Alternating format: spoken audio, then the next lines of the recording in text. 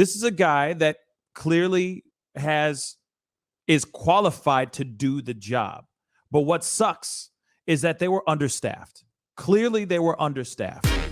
Pascal. There is a piece that I want to show you guys while we are still waiting for, hopefully, we're getting Michael Trapson to hop on here. There is a piece here where there is a person that was part of the medical staff, right? He is a trained paramedic from what he says in this video. It's a TikTok video. It's a couple TikTok videos. And he talks about his firsthand experience being out there. Now, here's the thing. There were stories, like I just said a second ago, there were stories of people saying that there were medical staff that were saying that there were medical staff, but they still didn't even know how to check a pulse, didn't know how to do CPR, didn't know any of the fundamentals, right? Any of the basic fundamentals of being qualified to be part of this medical staff. Well, this guy has does a video and he begs to differ. So we have to look at this video because, like I said, it is, I think it's important that we see the other side of the story, right? The other perspective. I was one of the EMTs that worked at the Astroworld event. Quick disclaimer, I'm going to give absolutely no names, no company names, nothing like that, nothing to disclose or put anyone in jeopardy. Me and my partner, let's just say Medic 1, me and Medic 1 were stationed at the entrance of Astroworld. About 30 minutes into Travis Scott's set, they called us saying, hey, we need backup by the stage. So me and Medic 1 arrive at the front of the crowd to Medic 2, Medic 3. They're like, hey, I have people, come with me. And so we walk through the VIP section down the middle of the crowd. As soon as we get past the VIP section, really shoulder to shoulder in the thick of the crowd, there was a couple people that kind of grabbed onto my shoulder and was like, hey, there's a girl passed out over here. So me and Medic 1 separate from Medic 2 and 3. They go on their call. We go on this new one. This girl's laying down, and me and Medic 1 are asked, what's going on? What's going on? And one of the people says that, oh, she's been down for 10 minutes. I'm not sure what's going on. I'm thinking, damn it, how has no one done anything? Just let her lie on the ground for 10 minutes. So I get down there, check her pulse and breathing, do my whole ABCs check, and she has no pulse, no breathing, which means she could have not been breathing with no pulse the whole 10 minutes. She's been sitting there for 10 minutes, probably no pulse, no breathing, no oxygen to her brain. I can't just throw her over my back and escort her out of the crowd because it was a 5-minute hike into this damn crowd. So I tell Medic 1, hey, I'm going to come back for you. I'm going to grab a crash bag. So I get out of the crowd and I grab my one crash bag, which was a huge mistake. I had no clue what I was getting into. So on my hike back into the crowd with my crash bag, at the halfway point right here, I find another medic performing CPR.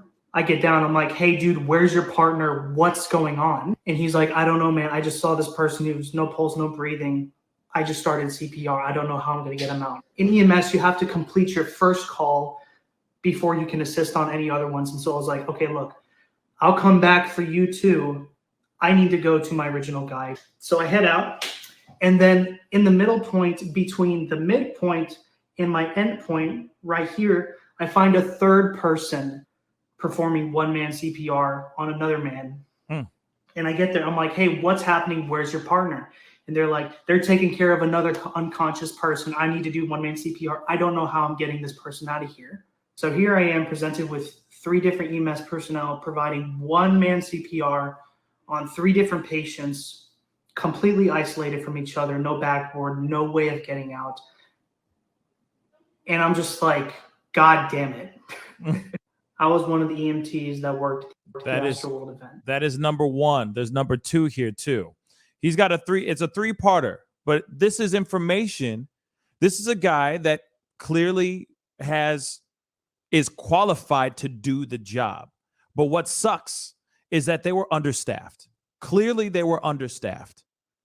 And he is overwhelmed, right? Over his head with people, with issues, with situations. Let me continue. Heat of the moment, whatever, right? My thought process was, okay, I'm not getting these first 2 people out until I get my original person out, because that's the first person I ran into. So I gave person number 2, or CPR person number 2 right here, I gave him the crash bag. And I was thinking, you know what? Person number 1 that I originally went to probably already done a couple cycles of CPR, and I'm just going to throw her on my back and get her the hell out of here. And to give y'all context, the radio wasn't working. The music was way too loud. I had called for backup and for help so many times, and it was just not going through. I tossed person number 2 the crash bag, and I get to person number 1 who was originally there. And thank goodness, like 5 cops were there. And they had brought a backboard with them, which thank God. We loaded her up onto the backboard and we get her out of there. She's on her way with like 4 or 5 cops. My original partner, medic, one's making sure she's okay. And so I'm like, okay, I got to take care of these other 2. I get to CPR number 2, who I dropped the crash bag off with. And the medic's still there, but a cop arrived with another backboard. So after they finished their round of CPR, I'm like, okay, look, being in this crowd is literally a life threat. That was apparent. Life over limb, she needs to get the hell out of here, just like everyone else who's passed out here. And just to say, along the way, I had so many people reach out to me, tug on my jacket, grab my shoulder, and was like, please help me. I broke my foot. Please help me. I dislocated my shoulder. Please help me. I feel like I'm going to pass out. And I had to tell all of them, I will try to come back for you, but people are literally dead right now that I need to go help. So we get CPR number 2 loaded up onto a backboard. The cops are like, I got it. And I'm like, okay, thank God. Take him out. I can go to CPR number 3. I get to CPR number 3. Can I just say something really quick?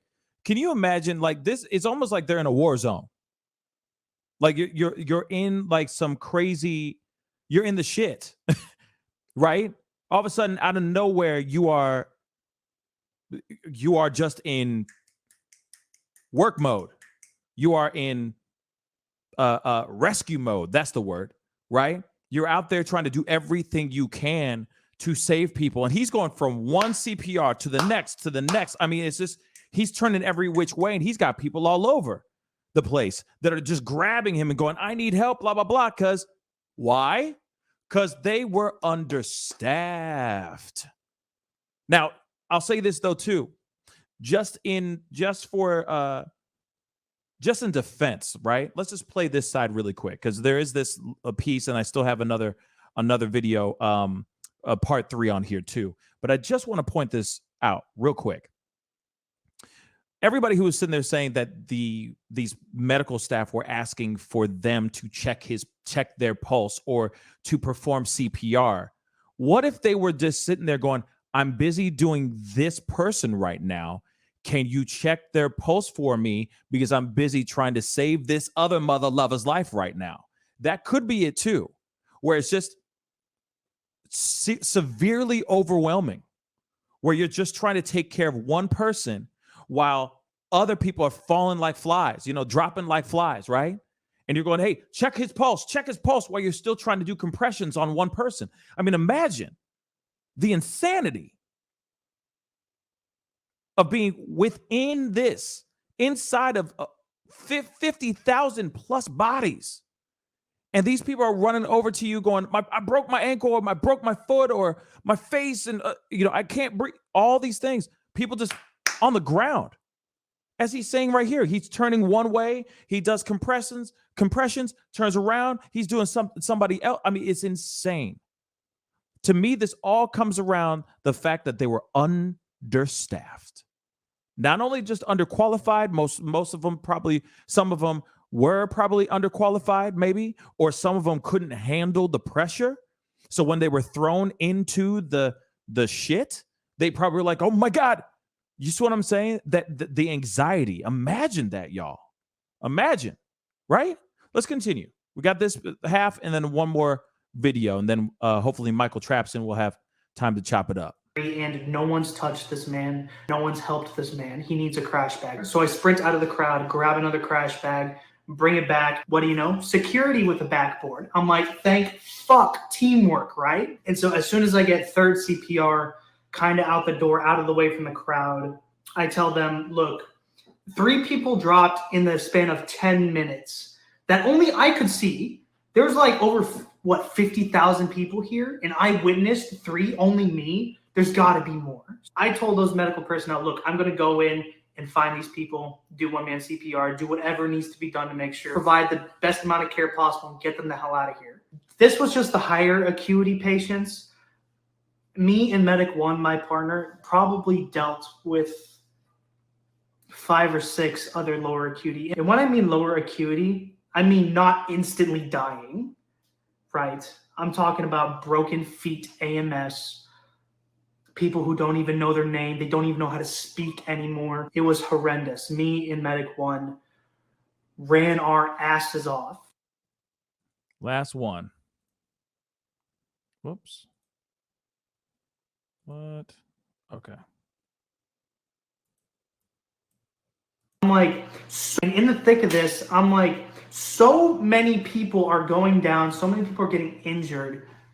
And my observations were that there was zero crowd etiquette at all. They just wanted to get closer to the show, closer to Travis Scott, and do their thing. They didn't give a single damn about anyone around them. It was an absolute shit show, and I promise you, a lot of these rumors going around where, EMS they weren't trained enough. They were understaffed. Every EMT in the field that I saw, they weren't new to the job, nor were they EMRs. Everyone in the med tent was the absolute A-team. In the medical tent, they had 2 doctors, a SWAT physician, a ton of SWAT medics, seasoned paramedics, and then basics. If you could draw an A-team from Houston that aren't doctors, they were there. It was just a situation where maybe just over 100 or 150 personnel was responsible for probably over 50,000 highly irresponsible people.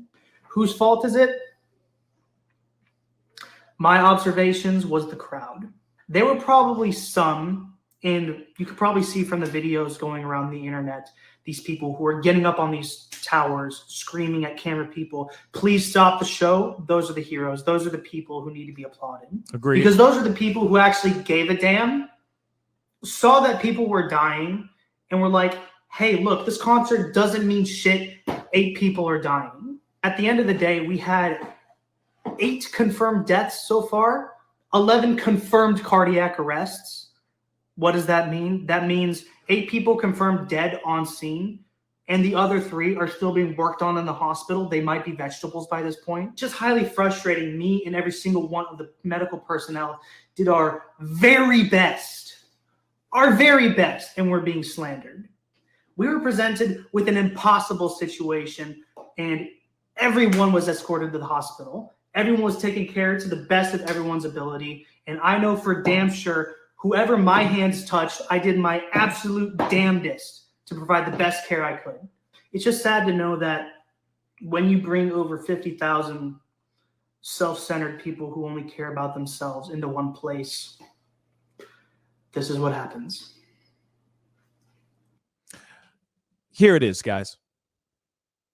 He obviously is saying his own perspective, obviously. And obviously he is a qualified medical personnel, right? To be out there to save people and do what they need to do, right? But there is a part of me that's going, okay, well, wait a second. That's only your perspective.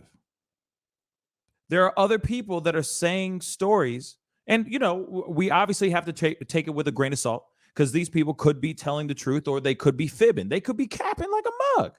They could very well be doing that. But you can't deny that you aren't watching over every single other person that was hired as medical staff. Maybe the area that you were in, right? Maybe the tent that you were assigned to. Maybe that tent was filled with all kinds of very talented individuals, right? But when it comes to outside of that, you don't know every single person that was literally hired. You just don't know. So I do commend this dude, that gentleman, for speaking his mind and saying what he needed to say, because, yeah, like I said, it is terrifying what happened. It was insane. And it was also one of those things where you just didn't think that something like this was going to happen. So of course, when it did go down, it's kind of like, oh my God, it's shocking. It's absolutely shocking. It's a terrifying experience. Real talk. So Shelby Donner, thank you, Downer. Sorry, Shelby Downer. Thank you so much for the $5 super chat. She says, "This is so heartbreaking and so frustrating all at the same time." Yes, all at the same damn time. This is absolutely a heart wrenching and terrible story. And of course, we're going to hear so many different sides of this. We're going to see both sides of the coin. Some people are going to sit there and say that the medical staff didn't do a damn thing, and some are going to sit there and say exactly what this gentleman said, right? That they did their damnedest. They worked their hardest to make something happen. They try to make to save lives and go into rescue mode. But it was so overwhelming. I can only imagine how overwhelming this experience was or is. You know what I mean? For any person, when you're just thrown into the fray, what are you going to do when you get thrown in the fray like that? What are you going to do? Pascal, you are now rocking with that dude Pascal. We be going wild.